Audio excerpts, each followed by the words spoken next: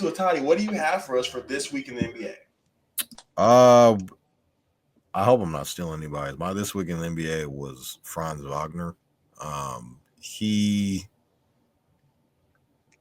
and the news came out today that he has like a torn like oblique, like side of his oblique, but same thing as Banchero. What is going on? Like right before, okay, so Paulo goes down, right? He has like a 50-point game. And a lot of people were kind of questioning how good Franz Wagner could be because of his struggles in the playoffs. Wasn't really able to shoot the three ball well. And people didn't really think he deserved because he was up for an extension as well. And, right before the season started, Kevin and I were talking about, guys that were getting extensions. Franz got an extension. I think they gave Jalen Suggs an extension. Obviously, Jalen Green was one of those guys.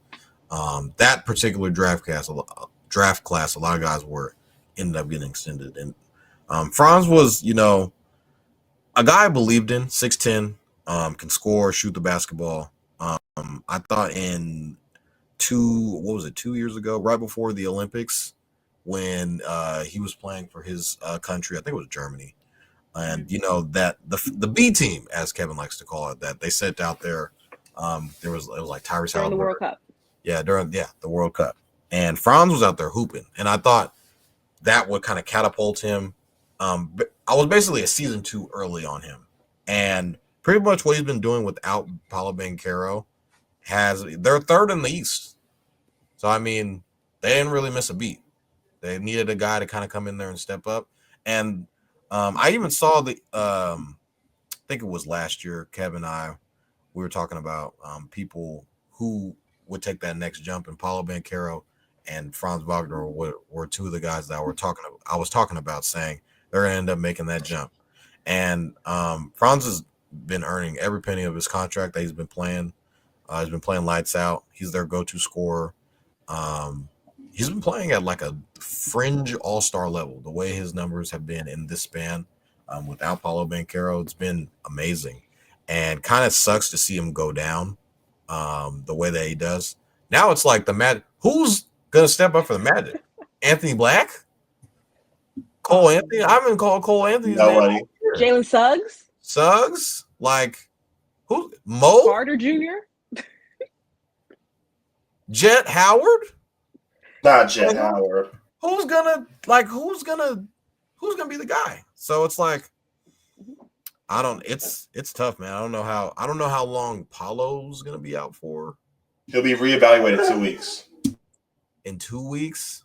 Okay, so yeah, they got it. We might see a little bit of a gap. Like they might fall off a little bit. Little bit is being kind. They're missing both of their guys.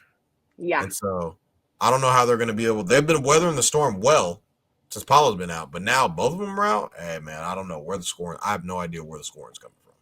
So, yeah. Alex, what do you have for us for this week in the NBA?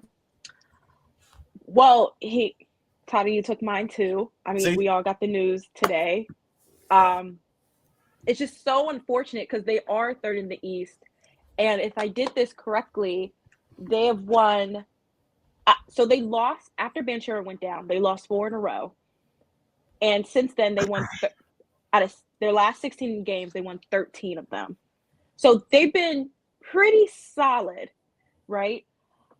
And now that their 2 leading scorers are both out, where does the offensive production come from, right? Jalen Suggs obviously needs to step up. Wendell Carter Jr., some people from the bench. But, yeah, Banchero needs to get healthy quick and get back on the court for them to stay where they are in the East. Another team that's really weird to me, but they're doing well in the NBA Cup is the Bucks. I don't think that all their problems are solved, but they've won games on Tuesday and Friday, so they're doing well in the Cup, which I think is going to be good for just that team building and kind of coming out of this and trying to get some cohesion within this team. especially with Chris Middleton back, trying to fit him in this lineup and seeing how that goes. And I feel like we can't not talk about the Dallas Mavericks. I mean, Absolutely. Luka was out for a little bit, and it just seemed like they didn't miss a beat. Kyrie took them on their shoulders. It looked like it was like 2016 Kyrie again. I'm like, whoa, what is my man? He is just balling. And they really figured it out in Dallas. I think they have a solid group over there. And I'm interested to see how far they could get in the West. If they are healthy and all the other teams are healthy as well.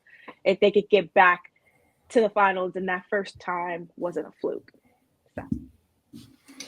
So I guess I have to be the one on here to spice things up. You know, I wanted to come in here and talk about the best team in the NBA.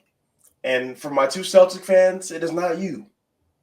The Oklahoma City Thunder are the best team in the NBA, hands down. No, they're not. They have a chance to be the most dominant defensive team in NBA history. Here we go. They have more steals than turnovers. This has been a stat that has never come close since the merger. They are also first in defensive rating, first in steals, first in opponent paint points, first in opponent points off turnover, and they have 4 out of the top 13 best individual defenders in basketball. Jalen Williams is the best defender in basketball. SGA's number 5. Casey Williams is 8, and Lou Dort is 13, and Chet isn't even back yet. So he's 17 on that list. So if he's back, they have 5 on that list. The Thunder are balling. I remember a couple weeks ago, they were saying SGA was the tallest player they had. And now Isaiah Hartenstein is bringing life to this team. So to see when Chet gets back on this team, the Thunder are going to be one hell of a team to mess with. Another thing that I wanted to bring on, last Thursday, because we were really going to record on Friday. So last Thursday, Luka Doncic got his 78th triple-double and tied with James Harden all time. So I wanted to come on here and say that. And for my last this week in the NBA, this one hurts. This one hits home. D'Angelo Russell's washed. D'Angelo Russell is washed. I think it's over. I ain't seen him. So you ain't seen him because, let me tell you, he's averaging career lows all over the place. Points, 11.2. Assists, 5. 2.3 rebounds, career low. 38.2% from the field, career low. 28% from 3, career low. 50% true shooting, career low. I don't even know if they can trade anybody for D'Lo. Like, I think, like, people say the Lakers have nothing to trade. The pieces that they had are playing like shit. So now they're stuck. That was, you know, it's really hard being a LeBron fan.